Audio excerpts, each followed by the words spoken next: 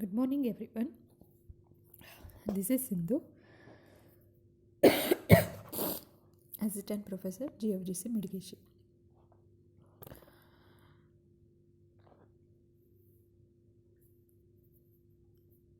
In this session, today we are going to discuss about the chapter 5, Sectoral View of Development, ಅಭಿವೃದ್ಧಿಯ ವಲಯವಾರು ನೋಟ. So this is the last chapter in the paper of Development Economics.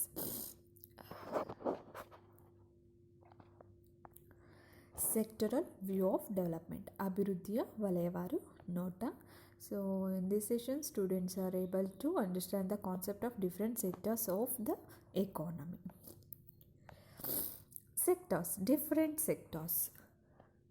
ಏನು ವಲಯಗಳು ಅಂತ ಹೇಳಿದರೆ, so ವಲಯಗಳು sectors ಯಾವುದೇ ದೇಶದ ಒಂದು ಅಭಿವೃದ್ಧಿ ಅನ್ನುವಂಥದ್ದು ಆ ದೇಶ ಹೊಂದಿರತಕ್ಕಂತಹ ವಲಯಗಳನ್ನು ಆಧರಿಸಿರುತ್ತೆ. So the development of the economy depends upon various sectors of the economy. So these sectors mainly contributed to the growth of the economy. So ಒಂದು ದೇಶದ ಬೆಳವಣಿಗೆ ಅಭಿವೃದ್ಧಿಗೆ ಸಂಬಂಧಿಸಿದಂತೆ ಆ ದೇಶದ ಆರ್ಥಿಕತೆಯಲ್ಲಿರ್ತಕ್ಕಂಥ ವಿವಿಧ ವಲಯಗಳೇನಿದ್ದಾವೆ ಆ ವಿವಿಧ ವಲಯಗಳು ಮೇಯ್ನ್ಲಿ ಕಾಂಟ್ರಿಬ್ಯೂಟ್ ಮಾಡ್ತಾ ಇರುತ್ತೆ. ಯಾವ ರೀತಿನಲ್ಲಿ? ಸೊ ಹಾಗಿದ್ದಾಗ ವಲಯಗಳು ಯಾವ್ಯಾವು, ಏನಕ್ಕೋಸ್ಕರ ವಲಯಗಳು ಬೇಕು? ಸೊ ಈಗ ನೋಡಿ, ನಾವೇನಾದರೂ ಈಗ ವರ್ಕ್ ಮಾಡ್ತೀವಿ, ಯಾರನ್ನಾದರೂ ವರ್ಕ್ ಮಾಡ್ತಿದ್ದೀರಾ ಅಂತ ಕೇಳಿದ್ರೆ, ಸೊ ಇಲ್ಲಿ ವರ್ಕ್ ಮಾಡ್ತಿದ್ದೀರಾ ಅಂತ ಕೇಳಿದಾಗ ಕೆಲವ್ರು ಹೇಳ್ತಾರೆ, ನಾನು ಫಾರ್ಮಿಂಗ್ ಮಾಡ್ತಾಯಿದ್ದೀನಿ, ನಾನು ಕಲ್ಟಿವೇಷನ್ ಮಾಡ್ತಾಯಿದ್ದೀನಿ, ನಾನು ರೈತ ಅಂತ ಹೇಳ್ತಾನೆ, ಬೆಳೆ ಬೆಳೀತಾಯಿದ್ದೀನಿ, ತರಕಾರಿ ಬೆಳೀತಾಯಿದ್ದೀನಿ ಅಂತ ಹೇಳಿಬಿಟ್ಟು. ಇನ್ನು ಕೆಲವರು ನಾನು ಇಂಡಸ್ಟ್ರಿಗೆ ಹೋಗ್ತಾಯಿದ್ದೀನಿ ಅಂತ ಹೇಳ್ತಾರೆ. ಇನ್ನು ಕೆಲವರು ಬ್ಯಾಂಕಿಂಗ್ ಸೆಕ್ಟರಲ್ಲಿ ವರ್ಕ್ ಮಾಡ್ತಾಯಿದ್ದೀನಿ ಅಂತಾರೆ. ಇನ್ನು ಕೆಲವರು ಟೀಚರ್ ಆಗಿದ್ದೀನಿ ಅಂತ ಹೇಳ್ತಾರೆ, ಡಾಕ್ಟರ್ಸ್ ಆಗಿದ್ದೀನಿ ಅಂತ ಹೇಳ್ತಾರೆ. ಸೊ ವೇರಿಯಸ್ ಆಕ್ಯುಪೇಷನ್ಸ್, ತುಂಬ ಕೆಲಸಗಳಿದ್ದಾವೆ. ನಾವು ಮಾಡ್ತಾ ಹೋಗ್ತಾ ಇದ್ದರೆ ರೈತನಾಗಿ ಕೆಲಸ ಮಾಡೋದು ನೋಡಿದ್ದೀವಿ, ಕಾರ್ಮಿಕನಾಗಿ ಕೆಲಸ ಮಾಡೋದು ನೋಡಿದ್ದೀವಿ, ಒಬ್ಬ ಟೀಚರ್ಸ್, ಒಬ್ಬ ಡಾಕ್ಟರ್, ಇಂಜಿನಿಯರ್, ಹೀಗೆ ಬ್ಯಾಂಕಿಂಗ್ ಉದ್ಯೋಗಿಯಾಗಿ ಕೆಲಸ ಮಾಡೋದನ್ನು ನಾವು ನೋಡ್ತಾ ಇದ್ದೀವಿ. ಸೊ ಬೀದಿ ಬಳಿ ಕೆಲಸ ಮಾಡ್ತಕ್ಕಂಥವ್ರನ್ನ ನಾವು ನೋಡ್ತೀವಿ, ಬೀದಿ ಬಳಿ ವ್ಯಾಪಾರ ಮಾಡಿಕೊಂಡು ಕೂಲಿ ಕಾರ್ಮಿಕರನ್ನು ನೋಡ್ತೀವಿ. So different sectors of the economy. ಅಂದರೆ ನಮಗೆ ಇಲ್ಲಿ ವೃತ್ತಿಗಳನ್ನು, ಕೆಲಸಗಳನ್ನು ಮಾಡಬೇಕಾದ್ರೆ ಸೊ ಅವುಗಳನ್ನ ಡಿವೈಡ್ ಮಾಡ್ಕೋಬೇಕು ನಾವು ಈಗ. ಸೊ ಯಾವ ಬೇಸಿಸ್ ಮೇಲೆ ಡಿವೈಡ್ ಮಾಡ್ತೀವಿ ಅಂತ ಹೇಳಿದರೆ, ಆನ್ ದಿ ಬೇಸಿಸ್ ಆಫ್ ಸೆಕ್ಟಾರ್ಸ್, ವಲಯಗಳ ಆಧಾರದ ಮೇಲೆ. ಈಗ ರೈತ ಅವನು ವ್ಯವಸಾಯ ಒಂದೇ ಮಾಡೋದಿಲ್ಲ, ಆ ಒಂದು ವಿಭಾಗದಲ್ಲಿ ಹೈನುಗಾರಿಕೆ ಬರುತ್ತೆ, ಪಶುಸಂಗೋಪನೆ ಬರುತ್ತೆ, ಕೋಳಿ ಸಾಕಣೆ, ಕುರಿ ಸಾಕಣೆ, ಫಿಶಿಂಗ್, ಮೀನುಗಾರಿಕೆ, ಇದೆಲ್ಲವೂ ಬರ್ತವೆ. ಇವೆಲ್ಲ ಕೃಷಿ ವಲಯಕ್ಕೆ ಹೊಂದ್ಕೊಂಡಿರ್ತಕ್ಕಂಥದ್ದು. ಈಗ ಅವನು ಹಸು ಕರುಗಳನ್ನ ಸಾಕಿರ್ತಾನೆ, ಸೊ ಹಾಲು ಕೊಡ್ತಾ ಇರುತ್ತೆ ಹಸು. ಸೊ ಡೈರಿ ಒಂದು ಆಯಿತು, ಹೈನುಗಾರಿಕೆ ಆಯಿತು.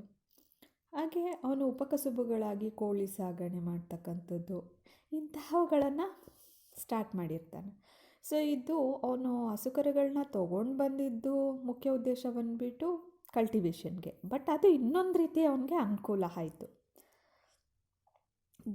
ದನ ಕರುಗಳ ಸಗಣಿಯನ್ನು, ಗೊಬ್ಬರವನ್ನು ಉಪಯೋಗಿಸ್ಕೊಂಡ, ಹಾಲನ್ನು ಡೈರಿಗೆ ಹಾಕಿ ಅದರಿಂದ ಇನ್ಕಮ್ನ ರಿಸೀವ್ ಮಾಡ್ಕೊಳ್ಳೋದಕ್ಕೆ ಸ್ಟಾರ್ಟ್ ಮಾಡ್ದ. ಸೊ ಇಲ್ಲಿ ಇನ್ಕಮ್ ಅರ್ನಿಂಗ್ ಇದೆ ಅಂತ ಬಂದಾಗ ಆಕ್ಯುಪೇಷನ್ ಇದ್ದೇ ಇದೆ ಅಂತ ಅರ್ಥ. ಹಾಗಾಗಿ ಇಲ್ಲಿ ನಾವು ಡಿವೈಡ್ ಮಾಡ್ಕೊಳ್ಬೇಕಾಗತ್ತೆ ಕೃಷಿ ಮತ್ತು ಕೃಷಿಯನ್ನು ಹೊಂದ್ಕೊಂಡಿರ್ತಕ್ಕಂಥ ಕಸುಬುಗಳು, ಕೃಷಿ ಆಧಾರಿತ ಕಸುಬುಗಳು, ಕೃಷಿ ಆಧಾರಿತ ಚಟುವಟಿಕೆಗಳು ಅಂತ ಹೇಳಬಹುದು. ಹಾಗೆಯೇ ಈಗ ನಾವು ಇಂಡಸ್ಟ್ರಿಯಲ್ಲಿ ವರ್ಕ್ ಮಾಡ್ತಕ್ಕಂಥವ್ರನ್ನ ನಾವು ನೋಡೋದಾದರೆ ಹೋಗ್ತಾ ಇರ್ತಾರೆ. ಈಗ ಕಾರ್ಖಾನೆಗಳಿಗೆಲ್ಲ ಕೆಲಸ ಮಾಡ್ತಕ್ಕಂತಹವರು ಹೋಗ್ತಾ ಇರ್ತಾರೆ. ಕನ್ಸ್ಟ್ರಕ್ಷನ್ಸ್ ಆಗ್ತಾ ಇರುತ್ತೆ. ಸೊ ಕನ್ಸ್ಟ್ರಕ್ಷನ್ಸ್ ವರ್ಕ್ ನಡೀತಾ ಇರುತ್ತೆ. ಸಾಕಷ್ಟು ರೀತಿಯಾಗಿರ್ತಕ್ಕಂಥ ತಯಾರಿಕಾ ಕೈಗಾರಿಕೆಗಳಿರ್ತವೆ. ಇದರಲ್ಲಿ ಸಾಕಷ್ಟು ಉದ್ಯೋಗಾವಕಾಶಗಳಿರ್ತವೆ. ಸೊ ಈ ಕೈಗಾರಿಕೆಗಳಲ್ಲಿ ಕೆಲಸ ಮಾಡ್ತಕ್ಕಂಥವ್ರನ್ನೆಲ್ಲ ಒಂದು ಆಧರಿಸಿ ಒಂದು ವಲಯವಾಗಿ ನಾವು ತಗೊಳ್ಬೋದು. ಅದು ಕೈಗಾರಿಕಾ ವಲಯ. ಹಾಗೆಯೇ ಇನ್ನು ಇವೆರಡೂ ವಲಯಗಳನ್ನು ಬಿಟ್ಟು ಉಳಿದಿರ್ತಕ್ಕಂಥ ಸೇವೆಯನ್ನು ಒದಗಿಸ್ತಕ್ಕಂತಹದ್ದೆಲ್ಲವೂ ಕೂಡ ತೃತೀಯ ವಲಯದಲ್ಲಿ ಬರ್ತಾ ಹೋಗುತ್ತೆ. ಸೊ ಈ 3 ವಲಯದಲ್ಲಿರ್ತಕ್ಕಂಥ ಉದ್ಯೋಗಗಳನ್ನ ಬಿಟ್ಟು ಬಹುಶಃ ನಾವು ಇನ್ಯಾವುದೇ ಆಕ್ಯುಪೇಷನನ್ನು ನಾವು ಕನ್ಸಿಡರ್ ಮಾಡೋಕ್ಕಾಗೋದಿಲ್ಲ. ಲಿಟ್ಲ್ ಬಿಟ್ಟಲ್ಲಿ ಅಸಂಘಟಿತ ವಲಯ ಇರಬಹುದು, ಬಟ್ ಒಂದಷ್ಟು ನಾವು ಏನು ಕನ್ಸಿಡರ್ ಮಾಡ್ತೀವಿ ಅದು ಈ 3 ವಲಯಗಳಲ್ಲಿ ಬರ್ತಾ ಹೋಗುತ್ತೆ. ಸೊ ಹಾಗಾಗಿ ಒಂದು ದೇಶ ಅಭಿವೃದ್ಧಿ ಹೊಂದಬೇಕು ಅನ್ನೋದಾದರೆ ಆ ದೇಶದಲ್ಲಿರ್ತಕ್ಕಂಥ ವಲಯಗಳು ಬಹಳ ಪ್ರಮುಖ ಕಾರಣ ಆಗ್ತವೆ. ಹಾಗೆಯೇ ಇಲ್ಲಿ ನಾವು ಆಲ್ಮೋಸ್ಟ್ ಎಕಾನಮಿನಲ್ಲಿ ನಾವು ನೋಡ್ತಕ್ಕಂಥದ್ದು these 3 types of economies: primary, secondary and tertiary. ಪ್ರಾಥಮಿಕ, ದ್ವಿತೀಯ ಮತ್ತು ತೃತೀಯ ವಲಯ. ಈಗ ಎಕಾನಮಿ ಡೆವಲಪ್ಡ್ ಆಗಿದೆಯಾ, ಅಂಡರ್ ಡೆವಲಪ್ಡ್ ಅಥವಾ ಡೆವಲಪಿಂಗ್ ಎಕಾನಮಿನ ಅನ್ನೋದ್ರ ಬೇಸಿಸ್ ಮೇಲೆ ಈ ಪ್ರೈಮರಿ, ಸೆಕೆಂಡರಿ ಮತ್ತು ಟರ್ಟರಿ ಆಕ್ಯುಪೇಷನ್ಸ್ಗಳು ಬೈಫರಿಕೇಟ್ ಆಗುತ್ತೆ. ಈಗ ನೋಡಿ, ಅಭಿವೃದ್ಧಿ ಹೊಂದಿದಂತಹ ದೇಶಗಳಲ್ಲೆಲ್ಲ ಆದರೆ ಪ್ರೈಮರಿ ಸೆಕ್ಟಾರಲ್ಲಿ ಫಸ್ಟು ಅವರು ಇಂಡಸ್ಟ್ರಿ ಸೆಕ್ಟಾರ್ನ ತೊಗೊಳ್ತಾರೆ. ಬಿಕಾಸ್ ಅವರು ಇಂಡಸ್ಟ್ರಿಯಲೈಸೇಷನ್, ಕೈಗಾರಿಕೆಗಳಲ್ಲಿ ತುಂಬ ಅಭಿವೃದ್ಧಿ ಹೊಂದಿರ್ತಕ್ಕಂಥ ದೇಶಗಳು. ಸೊ ಅವ್ರಿಗೆ ಮೇಯ್ನ್ ಕಾಂಟ್ರಿಬ್ಯೂಷನ್, ಮೇಯ್ನ್ ಡಿಪೆಂಡೆನ್ಸಿ ಯಾವುದಿದೆ ಅದನ್ನು ಅವ್ರು ಕನ್ಸಿಡರ್ ಮಾಡ್ತಾರೆ. ಸೊ ಅಲ್ಲೆಲ್ಲ ಕೈಗಾರಿಕೆಯ ವಲಯದ ಮೇಲೆ ಅವಲಂಬನೆ ಜಾಸ್ತಿ ಇರೋದ್ರಿಂದ ಬಹುಶಃ ಅವರು ಅದನ್ನು ಪ್ರೈಮರಿ ಸೆಕ್ಟಾರ್ ಅಂತ ಕನ್ಸಿಡರ್ ಮಾಡ್ತಾರೆ. ಬಟ್ ನಮ್ಮಲ್ಲಿ ಅಂಡರ್ ಡೆವಲಪಿಂಗ್ ಎಕಾನಮಿ, ಹಿಂದುಳಿದ ರಾಷ್ಟ್ರ ಅಥವಾ ಮುಂದುವರಿತಾ ಇರ್ತಕ್ಕಂಥ ರಾಷ್ಟ್ರಗಳಲ್ಲಿ ಬಹಳ ಮುಂಚಿನಿಂದಲೂ ಅಗ್ರಿಕಲ್ಚರ್ ಮೇಲೆ ಡಿಪೆಂಡೆನ್ಸಿ ಜಾಸ್ತಿ ಇದೆ. ಅದರಲ್ಲೂ ನಮ್ಮ ಭಾರತದಲ್ಲಿ ತುಂಬಾ ಅದರ ಡಿಪೆಂಡೆನ್ಸಿ ಜಾಸ್ತಿ ಇತ್ತು. 75%, more than 75% of the people depends upon the agriculture on that time.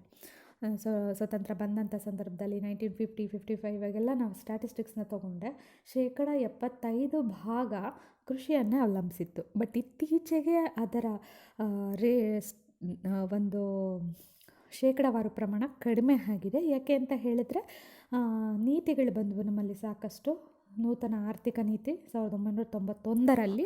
ಅದಾದ ನಂತರದಲ್ಲಿ ನಮ್ಮ ಎಕಾನಮಿ ಸೆಕ್ಟಾರ್ಸಲ್ಲಿ, ಈ ವಲಯಗಳ ಉದ್ಯೋಗದಲ್ಲಿ ಸಾಕಷ್ಟು ಬದಲಾವಣೆಗಳನ್ನ ನಾವು ನೋಡಿದ್ವಿ. 75% ಇದ್ದಿದ್ದು 52%ವರೆಗೂ ಕೃಷಿಯ ಅವಲಂಬನೆ ಕಡಿಮೆ ಆಯಿತು. ಸೊ ಈ ಕಡಿಮೆ ಆದಂಥ ಅವಲಂಬನೆ ಏನಿದೆ ಅಂದರೆ ಕೃಷಿಯನ್ನು ಬಿಟ್ಟು ಬೇರೆ ಇದ್ರ ಮೇಲೆ ಹೋದರು, ಅವರು ಬೇರೆ ವಲಯಗಳಿಗೆ ಹೋದರು. ಸೊ ಈ ಒಂದು ರೇಷಿಯೋ ಏನಿದೆ ಇದು ಇಂಡಸ್ಟ್ರಿ ಮತ್ತು ಸರ್ವಿಸ್ ಸೆಕ್ಟರ್ಸಲ್ಲಿ ಡಿಸ್ಟ್ರಿಬ್ಯೂಟ್ ಆಯಿತು. ಸೊ ಹಾಗಾಗಿ ಲಾಟ್ ಆಫ್ ಚೇಂಜಸ್ ಆಗಿದೆ. ಪ್ರೈಮರಿ ಸೆಕ್ಟರ್ನ ಬಿಟ್ಟು ಜನ ಇವತ್ತು ಆಕ್ಯುಪೇಷನ್ಗೆ, ಸೆಕೆಂಡರಿ ಮತ್ತು ಸರ್ವಿಸ್ ಸೆಕ್ಟರ್ಸ್ಗೆ ಇಂಪಾರ್ಟೆನ್ಸ್ನ ಜಾಸ್ತಿ ಕೊಡ್ತಾ ಇದ್ದಾರೆ. ಅರ್ಬನೈಸೇಷನಿಂದ, ಇಂಡಸ್ಟ್ರಿಯಲೈಸೇಷನಿಂದ, ಮಾಡರ್ನೈಸೇಷನಿಂದ ಇವತ್ತು ಕೃಷಿ ವಲಯದಿಂದ ಸಾಕಷ್ಟು ಜನ ಉದ್ಯೋಗಕ್ಕಾಗಿ ಕೈಗಾರಿಕೆ ಮತ್ತು ಸೇವಾ ವಲಯಕ್ಕೆ ಬರ್ತಾ ಇದ್ದಾರೆ. ಯಾಕೆ ಅಂತ ಹೇಳಿದರೆ ಬೇಸಿಕಲಿ ಕೃಷಿ ವಲಯ ತುಂಬ ಹಿಂದುಳಿದ ಇದೆ. ಗ್ರೀನ್ ರೆವಲ್ಯೂಷನ್ ಆದ್ರೂ ಕೂಡ ನಮ್ಮಲ್ಲಿ ಅಷ್ಟರ ಮಟ್ಟಿಗೆ ನಮಗೆ ಗ್ರೋತ್ ಲೆವೆಲ್ನ ರೀಚ್ ಆಗೋ ಮಟ್ಟಕ್ಕೆ ಕಾಂಟ್ರಿಬ್ಯೂಟ್ ಮಾಡ್ತಾ ಇಲ್ಲ ಕೃಷಿ ವಲಯ. ಹಾಗಾಗಿ ಉದ್ಯೋಗಾವಕಾಶಗಳು ಕೂಡ ಅಷ್ಟೇನೆ. ಆಮೇಲೆ ಇಲ್ಲಿ ಸರ್ಕಮ್ಸ್ಟೆನ್ಸಸ್, ಈಗ ನಾವು ಸನ್ನಿವೇಶಗಳನ್ನ ನೋಡೋದಾದರೆ ಇರಿಗೇಷನ್ ಫೆಸಿಲಿಟಿ ಇಂಟ್ರೊಡ್ಯೂಸ್ ಮಾಡ್ತು ಗೌರ್ಮೆಂಟ್ ಯಾವಾಗ ಗ್ರೀನ್ ರೆವಲ್ಯೂಷನಲ್ಲಿ. ಬಟ್ ಎಲ್ಲ ರೈತರಿಗೂ ಈ ಫೆಸಿಲಿಟಿ ಸಿಗಲಿಲ್ಲ. ಹಣಕಾಸಿನ ತೊಂದರೆ ಇತ್ತು. ಹಾಗೆಯೇ ಸಾಕಷ್ಟು ಜನಕ್ಕೆ ಈ ನೀರಾವರಿ ಸೌಲಭ್ಯವನ್ನು, ಬೋರ್ವೆಲ್ಸ್ಗಳನ್ನ ಪಡ್ಕೊಳ್ಳೋ ಸ್ಥಿತಿಯಲ್ಲಿ ಇರಲಿಲ್ಲ ಬಡ ರೈತರು. ಅಂಥ ಸಂದರ್ಭದಲ್ಲಿ ಅವರು ಮಳೆಯನ್ನೇ ಅವಲಂಬಿಸಬೇಕಾಗಿರುತ್ತೆ. ಮಳೆ ಎಷ್ಟು ಅನಿಶ್ಚಿತದಿಂದ ಕೂಡಿರುತ್ತೆ ಅನ್ನೋದು ನಮಗೀಗ ಆಲ್ರೆಡಿ ತಿಳಿದಿದೆ. ಹಾಗಾಗಿ ಕೃಷಿಯಲ್ಲಿ ಉದ್ಯೋಗಾವಕಾಶಗಳು ಕಡಿಮೆ, ಕೃಷಿಯಲ್ಲಿ ಲಾಭದ ಪ್ರಮಾಣ ಕಡಿಮೆ ಅನ್ನುವಂಥ ಮನಸ್ಥಿತಿ ಇದ್ದಾಗ ಬಹುಶಃ ನಾವೆಲ್ಲರೂ ಕೂಡ ಇದನ್ನು ಒಪ್ಕೊಳ್ಳೇಬೇಕಾಗುತ್ತೆ. ಕೃಷಿ ವಲಯದಿಂದ ನಾವು ಬೇರೆ ಕಡೆ ಶಿಫ್ಟ್ ಆಗೇ ಹಾಕ್ತೀವಿ ಆಕ್ಯುಪೇಷನ್ಗೋಸ್ಕರ. ಇಲ್ಲಿದ್ದರೆ ನಮಗೇನು ಆದಾಯ ಸಿಗೋದಿಲ್ಲ, ಏನು ಕೆಲಸ ಸಿಗೋದಿಲ್ಲ ಅಂತ ಹೇಳಿಬಿಟ್ಟು ಹೊರಗಡೆ ಕೆಲಸ ಹುಡ್ಕೊಂಡು ಹೋದಾಗ, ಇನ್ಕ್ಲೂಡಿಂಗ್ ಕೂಲಿ ಕಾರ್ಮಿಕರು ಕೂಡ ಅಷ್ಟೇ. ಹೊಲದಲ್ಲಿ ಕೆಲಸ ಇದ್ದಾಗ ಮಾತ್ರ ಅವ್ರಿಗೆ ಕೆಲಸ ಇರುತ್ತೆ. ಇಲ್ಲ ಅವ್ರದ್ದು ಬೆಳೆ ಬೆಳೆದಿದ್ದು ಮುಗೀತು ಅಂತ ಹೇಳಿದ್ರೆ ಇನ್ನು ಅವರು ಉಳಿದಿರ್ತಕ್ಕಂಥ ಸಂದರ್ಭದಲ್ಲೆಲ್ಲ ನಿರುದ್ಯೋಗಿಗಳಾಗಿರ್ತಾರೆ. ಅಂಥ ಸಂದರ್ಭದಲ್ಲೂ ಕೂಡ ಅವ್ರು ಹೋಗ್ತಕ್ಕಂಥದ್ದು ಎಲ್ಲಿ ಅಂತ ಹೇಳಿದ್ರೆ ಈ ರೀತಿ ಮ್ಯಾನುಫ್ಯಾಕ್ಚರಿಂಗ್ ಇಂಡಸ್ಟ್ರೀಸ್ಗಳಿಗೆ, ಕನ್ಸ್ಟ್ರಕ್ಷನ್ಸ್ಗಳಿಗೆ ಕೂಲಿ ಕೆಲಸಕ್ಕಾಗಿ ಹೊರಡ್ತಾ ಇದ್ದಾರೆ. ಯಾವಾಗ ಅವ್ರಿಗೆ ಸ್ಯಾಲ್ರಿ ಲೆವೆಲ್ ಜಾಸ್ತಿ ಆಗಿದೆ, ಕೂಲಿ ಪ್ರಮಾಣ ಕೃಷಿಗಿಂತ ಇಲ್ಲಿ ಜಾಸ್ತಿ ಸಿಗ್ತಿದೆ ಅಂತ ಗೊತ್ತಾಗುತ್ತೋ ಆಟೋಮೆಟಿಕ್ಲಿ ಅವರು ಶಿಫ್ಟ್ ಆಗ್ತಾರೆ. ಕೃಷಿಯಿಂದ ಕೈಗಾರಿಕೆಗೆ ಕಾರ್ಮಿಕರು ಶಿಫ್ಟ್ ಆಗ್ತಿರ್ತಕ್ಕಂಥದ್ದನ್ನು ನಾವು ನೋಡ್ತಾ ಇದ್ದೀವಿ. ಸೊ ಅದೇನೇ ಇರಲಿ, ಹಾಗಂತ ಹೇಳಿಬಿಟ್ಟು ಕೃಷಿ ವಲಯವನ್ನು ನಾವು ಕಂಪ್ಲೀಟ್ ನೆಗ್ಲೆಕ್ಟ್ ಮಾಡೋಕ್ಕಾಗಲ್ಲ. In the view of growth, ಅಭಿವೃದ್ಧಿಯ ದೃಷ್ಟಿಕೋನದಲ್ಲಿ ನಾವು ಹೇಳೋದಾದರೆ ಕೃಷಿಯನ್ನು ನಾವು ಕಂಪ್ಲೀಟಾಗಿ ಹೊರತುಪಡಿಸಿ ನಾವು ಮಾತಾಡಲಿಕ್ಕೆ ಬರೋದಿಲ್ಲ. ಬಿಕಾಸ್ ಮೇಯ್ನ್ ಫುಡ್ ಸೋರ್ಸೇ ನಮಗೆ ಕೃಷಿ ವಲಯ. ಸೊ ನಾವೆಲ್ಲ ಜೀವಿಗಳು ಬದುಕ್ತಾ ಇದ್ದೀವಿ ಅಂತ ಹೇಳಿದ್ರೆ ದಟ್ ಈಸ್ ಬಿಕಾಸ್ ಆಫ್ ಕೃಷಿ. ಇಂಡಸ್ಟ್ರಿಯಲ್ ವರ್ಕ್ ಮಾಡಬೇಕಂದ್ರೂ ಆಗಲಿ, ಸರ್ವಿಸ್ ಸೆಕ್ಟರ್ ವರ್ಕ್ ಮಾಡಬೇಕಂದ್ರೆ ಆಗಲಿ, ನಮಗೆ ಬೇಸಿಕಲಿ ನಮಗೆ ಒಂದು ಏನು ಹೇಳ್ತೀವಿ, ಒಂದು ಜೀವ ಇರಬೇಕು ಅಂದರೆ ಅದನ್ನು ಪ್ರೊವೈಡ್ ಮಾಡ್ತಿರ್ತಕ್ಕಂಥದ್ದು ಫುಡ್ಡು. ನಮಗೆ ಮನುಷ್ಯ ಬದುಕಲಿಕ್ಕೆ ಬೇಕಿರ್ತಕ್ಕಂಥದ್ದು ಫುಡ್. ಆ ಫುಡ್ಡನ್ನು ನಮಗೆ ಕೊಡ್ತಿರ್ತಕ್ಕಂಥದ್ದು ಪ್ರೈಮರಿ ಸೆಕ್ಟರ್, ಕೃಷಿ ವಲಯ. ಹಾಗಾಗಿ ಇದೆಲ್ಲವನ್ನು ಗಮನದಲ್ಲಿಟ್ಕೊಂಡು, ಹಾಗೆ ಇತ್ತೀಚೆಗೆ ಆಗಿರ್ತಕ್ಕಂಥ ಕೆಲವೊಂದು ಮಾಡ್ರನ್ ಮೆಥಡ್ಸ್, ಕೃಷಿಯಲ್ಲಿ ಆಗಿರ್ತಕ್ಕಂಥ ಕೆಲವೊಂದು ಆಧುನಿಕ ಪದ್ಧತಿಗಳೇನಿದ್ದಾವೆ ಅವುಗಳೂ ಸಹ ಕೃಷಿಯನ್ನು ಅಭಿವೃದ್ಧಿ ಕಡೆ ಕೊಂಡೊಯ್ತಿದ್ದಾವೆ. ಹಾಗಾಗಿ ಅದೆಲ್ಲವನ್ನು ಕೂಡ ನಾವು ಡೀಟೇಲಿ ನಾವು ಡಿಸ್ಕಸ್ ಮಾಡಬೇಕಾಗತ್ತೆ. ಸೊ ಈ ಒಂದು ಸೆಷನಲ್ಲಿ ಬೇಸಿಕಲಿ ಇರ್ತಕ್ಕಂಥದ್ದು ಜಸ್ಟ್ ಇಂಟ್ರಡಕ್ಷನ್ ಅಷ್ಟೇ. Primary sector, secondary sector and tertiary sector 3 ವಲಯಗಳಿರ್ತವೆ. ಅದರಲ್ಲಿ ನಮ್ಮ ಇಂಡಿಯನ್ ಎಕಾನಮಿಗೆ ಕಂಪೇರ್ ಮಾಡಿ ಹೇಳೋದಾದರೆ ಪ್ರಾಥಮಿಕ ವಲಯ, ದ್ವಿತೀಯ ವಲಯ, ತೃತೀಯ ವಲಯ. ಸೊ ಪ್ರಾಥಮಿಕ ವಲಯ ಅಂದರೆ ನನಗೆ ಆಲ್ರೆಡಿ ಹೇಳಿದಾಗೆ ಮುಂದುವರೆದಿರ್ತಕ್ಕಂಥ ರಾಷ್ಟ್ರಗಳಲ್ಲಿ ಇದರ ಒಂದು ಪರಿಸ್ಥಿತಿ ಬೇರೆ ರೀತಿ ಇರುತ್ತೆ. ಅಲ್ಲಿ ಪ್ರೈಮರಿ ಸೆಕ್ಟರಾಗಿ ಇಂಡಸ್ಟ್ರೀಸ್ನ ಕನ್ಸಿಡರ್ ಮಾಡಿರ್ತಾರೆ. ಬಟ್ ನಮ್ಮಲ್ಲಿ ಮೆಜಾರಿಟಿ ಡಿಪೆಂಡೆನ್ಸಿ ಅಗ್ರಿಕಲ್ಚರ್ ಮೇಲೇ ಇರೋದ್ರಿಂದ, ಕಡಿಮೆ ಆಗಿದ್ರೂ ಕೂಡ ಇವತ್ತಿನ ದಿನ ಅಗ್ರಿಕಲ್ಚರ್ ಡಿಪೆಂಡೆನ್ಸಿ ಕಡಿಮೆ ಆಗಿದ್ರೂ ಕೂಡ ಇವತ್ತಿಗೂ ಹೆಚ್ಚು ಅವಲಂಬನೆ ಇರೋದು ಶೇಕಡಾವಾರು ಪ್ರಮಾಣದಲ್ಲಿ ಕೃಷಿದೇ ಇರೋದು. ಲಿಟ್ಲ್ ಬಿಟ್ಟಲ್ಲಿ ಕಡಿಮೆ ಆಗಿದೆ, 72ಇಂದ 75ಇಂದ 52ವರೆಗೂ ಬಂದಿದೆ. ಬಟ್ ಸ್ಟಿಲ್ ಕಂಪೇರ್ ಮಾಡಿದರೆ ಅರ್ಧ ಭಾಗ ಕೃಷಿ ವಲಯವನ್ನೇ, ನಮ್ಮ ದೇಶದಲ್ಲಿರ್ತಕ್ಕಂಥ ಜನಸಂಖ್ಯೆ ಅರ್ಧ ಭಾಗ ಕೃಷಿಯನ್ನೇ ಅವಲಂಬಿಸಿರ್ತಕ್ಕಂಥದ್ದನ್ನು ನಾವು ನೋಡ್ತಾ ಇದ್ದೀವಿ. ಸೊ ಹಾಗಾಗಿ ಪ್ರೈಮರಿ ಸೆಕ್ಟರನ್ನೇ ನಾವು ಮೇಜರ್ ಡಿಪೆಂಡೆನ್ಸಿ ಯಾವುದಿರುತ್ತೋ ಅದನ್ನು ನಾವು ಪ್ರೈಮರಿ ಸೆಕ್ಟರ್ ಅಂತ ಕನ್ಸಿಡರ್ ಮಾಡ್ತೀವಿ. So in primary sector of economy, activities are undertaken by directly using natural resources like agriculture, mining, fishing, forestry, dairy and so on. Since most of the natural products we get from agriculture, dairy, forestry, fishing, it is also called agricultural allied activities. So ನಮ್ಮ ಆರ್ಥಿಕತೆಯ ಪ್ರಾಥಮಿಕ ವಲಯದಲ್ಲಿ firstly ನಾವು ತೊಗೊಳ್ತಕ್ಕಂಥದ್ದು ಏನಂತ ಹೇಳಿದ್ರೆ ನೈಸರ್ಗಿಕ ಸಂಪನ್ಮೂಲಗಳನ್ನು ಬಳಕೆ ಮಾಡ್ಕೊಳ್ತಕ್ಕಂಥ ವಲಯ ಕೃಷಿ. ಅಫ್ಕೋರ್ಸ್ ನ್ಯಾಚುರಲ್ ರಿಸೋರ್ಸಸ್, ಮೈನಿಂಗ್, ಗಣಿಗಾರಿಕೆ, ಡೈರಿ, ಫಾರೆಸ್ಟ್ರಿ, ಫಿಶಿಂಗ್, ನೈಸರ್ಗಿಕ ಸಂಪನ್ಮೂಲಗಳನ್ನು ಆಧಾರವಾಗಿಟ್ಕೊಂಡು ವೃತ್ತಿಯನ್ನು ಮಾಡ್ಕೊಳ್ತಕ್ಕಂಥದ್ದು. ಹಾಗಾಗಿ ಕೃಷಿ ಮತ್ತು ಕೃಷಿ ಆಧಾರಿತ ಚಟುವಟಿಕೆಗಳು ಯಾವೆಲ್ಲ ಬರ್ತವೆ ಅವೆಲ್ಲವೂ ಕೂಡ ಪ್ರಾಥಮಿಕ ವಲಯದಲ್ಲಿ ಬರ್ತವೆ. ಈಗ ಫಾರ್ ಎಕ್ಸಾಂಪಲ್ ರೈತ ಅವನು ದನಕರುಗಳನ್ನು ಉಳುಮೆ ಮಾಡೋದಕ್ಕೆ, ನೇಗಿಲಿಗೆ ಬಳಕೆ ಮಾಡ್ಕೊಂಡು ಉಳುಮೆ ಮಾಡೋದಕ್ಕೆ ದನಕರುಗಳನ್ನು ಅವನು ಕೊಂಡ್ಕೊಂಡು ಬಂದಿರ್ತಾನೆ. ಈಗ ಆಲ್ರೆಡಿ ನಾನು ಹೇಳಿದೆ, ವ್ಯವಸಾಯಕ್ಕಷ್ಟೇ ಅವುಗಳು ಸೀಮಿತವಾಗೋದಿಲ್ಲ. ಅವನಿಗೆ ಹಾಲನ್ನು ಕೊಡೋದ್ರಲ್ಲಿರ್ಬೋದು, ಸಗಣಿ ಕೊಟ್ಟು ಗೊಬ್ಬರದ ಮುಖಾಂತರ ಮಣ್ಣಿನ ಫಲವತ್ತತೆಯನ್ನು ಹೆಚ್ಚಿಸೋದ್ರ ಮುಖಾಂತರ ಇರ್ಬೋದು. ಸೊ ಹೀಗೆ ಕೃಷಿಗೆ ಅಂತ ಅವನು ವ್ಯವಸಾಯಕ್ಕೆ ಅಂತಹ ಮಾಡಿಕೊಂಡಂತಹ ಕೆಲವೊಂದು ಅನುಕೂಲಗಳೇನಿದ್ದಾವೆ ಅದು ಅವನಿಗೆ ಉಪಕಸಬುಗಳಾಗಿ ಮಾರ್ಪಾಡಾಗ್ತಾ ಬರುತ್ತೆ. ಹಾಗಾಗಿ ಅವುಗಳನ್ನು ನಾವು ಕೃಷಿಯ ಉದ್ದೇಶದಿಂದ ತಾನೇ ಈಗ ದನಕರುಗಳನ್ನೆಲ್ಲ ಅವ್ನು ತೊಗೊಂಡು ಬಂದಿದ್ದು ವ್ಯವಸಾಯ ಮಾಡಲಿಕ್ಕೆ. ಹಾಗಾಗಿ ಅಂತಹ ಕಸುಬುಗಳೇನಿದ್ದಾವೆ ಅವೆಲ್ಲ ಕೃಷಿಯ ಉಪಕಸಬುಗಳಾಗ್ತವೆ, ಕೃಷಿ ಆಧಾರಿತ ಚಟುವಟಿಕೆಗಳು ಅಂತ ಹೇಳ್ಬಿಟ್ಟು ಕನ್ಸಿಡರ್ ಮಾಡ್ತೀವಿ. ಸೊ ಬೇಸಿಕಲಿ ಪ್ರಾಥಮಿಕ ವಲಯ ಅಂತ ಹೇಳಿದ್ರೆ ಏನು ಬರುತ್ತೆ, ಕೃಷಿ ಆಧಾರಿತ ಚಟುವಟಿಕೆಗಳನ್ನು ಒಳಗೊಂಡಿರ್ತಕ್ಕಂಥ ವಲಯವನ್ನು ನಾವು ಪ್ರಾಥಮಿಕ ವಲಯ ಅಂತ ಹೇಳಿಬಿಟ್ಟು ಕನ್ಸಿಡರ್ ಮಾಡ್ತೀವಿ.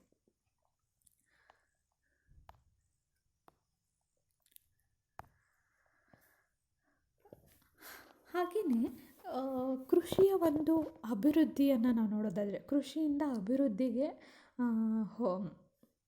ಬರ್ತಿರ್ತಕ್ಕಂಥ ಕೊಡುಗೆಯನ್ನು ನಾವು ನೋಡೋದಾದರೆ, primary sectors contributes more than 20% to the GDP of India. ನಮ್ಮ ಭಾರತದ GDP, ಗ್ರೋಸ್ ಡೊಮೆಸ್ಟಿಕ್ ಪ್ರಾಡಕ್ಟ್, GDPಗೆ ಪ್ರಾಥಮಿಕ ವಲಯದಿಂದ, ಒಟ್ಟಾರೆಯಾಗಿ ಪ್ರಾಥಮಿಕ ವಲಯದಲ್ಲಿ ಯಾವ್ಯಾವ ಬರ್ತವೆ, ಕೃಷಿ ಆಧಾರಿತ ಚಟುವಟಿಕೆಗಳಲ್ಲಿ ಯಾವೆಲ್ಲ ಬರ್ತವೆ, ಅವುಗಳಿಂದ ಹೋಗ್ತಿರ್ತಕ್ಕಂತಹ ಆದಾಯದ ಪ್ರಮಾಣ ಬಂದುಬಿಟ್ಟು 20%, 20%. And it's employment share is more than 52%. ಅಂದರೆ ಇಲ್ಲಿ ಉದ್ಯೋಗಾವಕಾಶಗಳು, ಅಂದರೆ ಆಗಲೇ ಹೇಳಿದ್ನಲ್ಲ ನಾನು, ಅಗ್ರಿಕಲ್ಚರ್ ಡಿಪೆಂಡೆನ್ಸಿ, ಕೃಷಿಯನ್ನು ಅವಲಂಬಿಸಿದ್ದಾರೆ ಅಂತ ಹೇಳಿದರೆ ಅಲ್ಲಿ ಉದ್ಯೋಗಾವಕಾಶದ ಪ್ರಮಾಣ 52%. So it is most labouring sector of Indian economy. ಅತಿ ಹೆಚ್ಚು ವರ್ಗವನ್ನು ಹೊಂದಿರತಕ್ಕಂತಹ ಆರ್ಥಿಕ ವ್ಯವಸ್ಥೆ ಅಂತ ಹೇಳಿಬಿಟ್ಟು ಕನ್ಸಿಡರ್ ಮಾಡ್ತೀವಿ. ಸೊ ಬೇಸಿಕಲಿ ಎಲ್ಲ ಕೃಷಿ ಆಧಾರಿತ ಚಟುವಟಿಕೆಗಳಿಂದ ಕ್ರಿಯೇಟ್ ಆಗ್ತಿರ್ತಕ್ಕಂಥ ಎಂಪ್ಲಾಯ್ಮೆಂಟ್ ಆಪರ್ಚುನಿಟಿ ಬಂದುಬಿಟ್ಟು 52%. ಬಟ್ GDP ರೇಟ್ ಬಂದುಬಿಟ್ಟು, ಭಾರತದ GDPಗೆ ನಮ್ಮ ಪ್ರಾಥಮಿಕ ವಲಯ ಕೊಡ್ತಿರ್ತಕ್ಕಂಥ ಕಾಂಟ್ರಿಬ್ಯೂಷನ್ ಬಂದುಬಿಟ್ಟು 20%, ನಿಯರ್ಲಿ 17 to 20%ನಷ್ಟು ಕಾಂಟ್ರಿಬ್ಯೂಟ್ ಮಾಡ್ತಿರ್ತಕ್ಕಂಥದ್ದನ್ನು ನಾವು ನೋಡ್ಬೋದು. ಸೊ ನಮಗಿಲ್ಲಿ ಕೇವಲ ಕೃಷಿ ಅಂತ ಬಂದರೆ ವ್ಯವಸಾಯ ಮಾಡ್ತಕ್ಕಂಥದ್ದು ಅಷ್ಟೇ ಅಲ್ಲ, ತೋಟಗಾರಿಕೆ ಇರುತ್ತೆ, ಆಮೇಲೆ ಫಿಶರಿಂಗ್ ಬರುತ್ತೆ, ಹಾಗೆ ಫಾರೆಸ್ಟ್ರಿ, ವುಡ್ಡನ್ನು ಕಟ್ ಮಾಡ್ತಕ್ಕಂಥದ್ದು ಫಾರೆಸ್ಟ್ರಿ. ಸೊ ಮ್ಯಾನುಫ್ಯಾಕ್ಚರಿಂಗ್ ಇಂಡಸ್ಟ್ರೀಸ್ಗೆಲ್ಲ ಸಪ್ಲೈ ಮಾಡ್ತಾರೆ. ಪಶುಸಂಗೋಪನೆ, ಹೈನುಗಾರಿಕೆ, ಹಸುಗಳ ಸಾಕಾಣಿಕೆ, ಇವೆಲ್ಲವೂ ಕೂಡ ಬರ್ತವೆ. ಸೊ ಈ ಪಿಕ್ಚರಲ್ಲಿ ಏನಿದೆ ಅದಷ್ಟನ್ನು ಕೂಡ ಇಲ್ಲಿ ನಾವು ಲಿಸ್ಟ್ ಮಾಡ್ಬೋದು. ಪ್ರೈಮರಿ ಸೆಕ್ಟರಲ್ಲಿ ಅಗ್ರಿಕಲ್ಚರ್ ಇದೆ, ಫಿಶರಿಂಗ್, ಫಾರೆಸ್ಟ್ರಿ, ಮಿನರಲ್ ಎಕ್ಸ್ಟ್ರಾಕ್ಷನ್, ಆಯಿಲ್ದು ಮಿನರಲ್ ಎಕ್ಸ್ಟ್ರಾಕ್ಷನ್ನು, ಮತ್ತು ಕಲ್ಲಿದ್ದಲಿಂದು ಗಣಿಗಾರಿಕೆ, ಇದೆಲ್ಲವೂ ಕೂಡ ಕೃಷಿ ಆಧಾರಿತ ಚಟುವಟಿಕೆಗಳಲ್ಲೇ ಬರ್ತಕ್ಕಂಥದ್ದನ್ನು ನಾವು ನೋಡ್ತಾ ಬರ್ತೀವಿ. ಸೊ ಬೇಸಿಕಲಿ ಇದಿಷ್ಟು ಏನಿದೆ ಪ್ರಾಥಮಿಕ ವಲಯದಲ್ಲಿ, ಕೃಷಿ, ಹೈನುಗಾರಿಕೆ, ಮೀನುಗಾರಿಕೆ, ಪಶುಸಂಗೋಪನೆ, ಕೋಳಿ ಸಾಗಾಣಿಕೆ, ಹಾಗೆಯೇ ಮೈನಿಂಗ್, ಗಣಿಗಾರಿಕೆ, ಫಾರೆಸ್ಟ್ರಿ, ಅರಣ್ಯಗಾರಿಕೆ, ಇವೆಲ್ಲವೂ ಕೂಡ ಪ್ರಾಥಮಿಕ ವಲಯದಲ್ಲಿ ಬರ್ತಕ್ಕಂಥವು. ಸೊ ಇದಿಷ್ಟು ಈ ಒಂದು ಸೆಷನಲ್ಲಿರ್ತಕ್ಕಂತಹ ಕಾನ್ಸೆಪ್ಟ್. ಇದರಲ್ಲಿ ಜಸ್ಟ್ ಒಂದು ಇಂಟ್ರಡಕ್ಷನ್ ಅಷ್ಟೇ ನಿಮಗೆ, ಇಂಟ್ರಡಕ್ಷನ್ ಟು ವೇರಿಯಸ್ ಸೆಕ್ಟರ್. ಅದರಲ್ಲೂ ಪರ್ಟಿಕ್ಯುಲರ್ಲಿ ಪ್ರೈಮರಿ ಸೆಕ್ಟರ್ ಬಗ್ಗೆ ನಿಮಗೆ ಈ ಸೆಷನಲ್ಲಿ ಇರ್ತಕ್ಕಂಥದ್ದು. ಸೊ ನೀವು ರೆಫರೆನ್ಸಸ್ ಬೇಕಾದರೆ ಇವುಗಳನ್ನ ತೊಗೊಳ್ಬೋದು. ನೀವು ಇನ್ನೂ ಹೆಚ್ಚಿನ ರೆಫರೆನ್ಸಸ್ ಮಾಡ್ತೀರಾ ಅನ್ನೋದಾದರೆ, ಬೇಸಿಕಲಿ ಈ ಒಂದು ಕಾನ್ಸೆಪ್ಟ್ ಇರ್ತಕ್ಕಂಥ ಡೆವಲಪ್ಮೆಂಟ್ ಎಕನಾಮಿಕ್ಸ್ HRK ಅವ್ರು ಬರೆದಿರ್ತಕ್ಕಂಥದ್ದು. ಆ್ಯಂಡ್ ಥ್ರೂ ನೆಟ್ ನೀವು ಹೋಗ್ತೀರಾ ಅಂದಿದ್ರೆ ಎಕನಾಮಿಕ್ಸ್ ಡಿಸ್ಕಷನ್ ವೆಬ್ಸೈಟಲ್ಲಿ ನೀವು ಇದ್ರ ಬಗ್ಗೆ ಹೆಚ್ಚಿನ ಒಂದು ಕಾನ್ಸೆಪ್ಟನ್ನ ತೊಗೊಳ್ಬೋದು. ಹಾಗೆಯೇ ಜಿಂಗನ್ ಅವರ the economics of development and planning book. So ಇದಿಷ್ಟು ರೆಫರೆನ್ಸ್ಗಿದೆ. ಓಕೆ, ಪ್ರಿನ್ಸಿಪಲ್ಸ್ ಆಫ್ ಮ್ಯಾಕ್ರೋ ಎಕನಾಮಿಕ್ಸಲ್ಲಿ ಸೌಮ್ಯನ್ ಸಿಕ್ದಾರ್ ಅವರು ಇದ್ರ ಬಗ್ಗೆ ಪ್ರೈಮರಿ ಸೆಕ್ಟಾರ್ ಬಗ್ಗೆ ಒಂದು ನೋಟ್ಸನ್ನು ಮಾಡಿದ್ದಾರೆ. ಅದ್ರ ಬಗ್ಗೆ ಒಂದು ಆರ್ಟಿಕಲನ್ನು ಪಬ್ಲಿಷ್ ಮಾಡಿದ್ದಾರೆ. ಪ್ರಿನ್ಸಿಪಲ್ಸ್ ಆಫ್ ಮ್ಯಾಕ್ರೋ ಎಕನಾಮಿಕ್ಸಲ್ಲಿ ಪ್ರೈಮರಿ ಸೆಕ್ಟಾರ್ಸ್ ಬಗ್ಗೆ ಹೇಳಿದ್ದಾರೆ. ಸೊ ನೀವು ಅದನ್ನು ಕೂಡ ತೊಗೊಳ್ಬೋದು, ರೆಫರೆನ್ಸ್ಗೆ ನೀವು ಅದನ್ನು ತೊಗೊಳ್ಬೋದು. ಸೊ ಇದಿಷ್ಟು ಈ ಸೆಷನಲ್ಲಿ ಬರ್ತಕ್ಕಂಥದ್ದು. ಇನ್ನು ನೆಕ್ಸ್ಟ್ ಸೆಷನಲ್ಲಿ ನಾವು ನೆಕ್ಸ್ಟ್ ಇರ್ತಕ್ಕಂಥ ಕಾನ್ಸೆಪ್ಟನ್ನು ಅನಲೈಸ್ ಮಾಡೋಣ. Okay, thank you.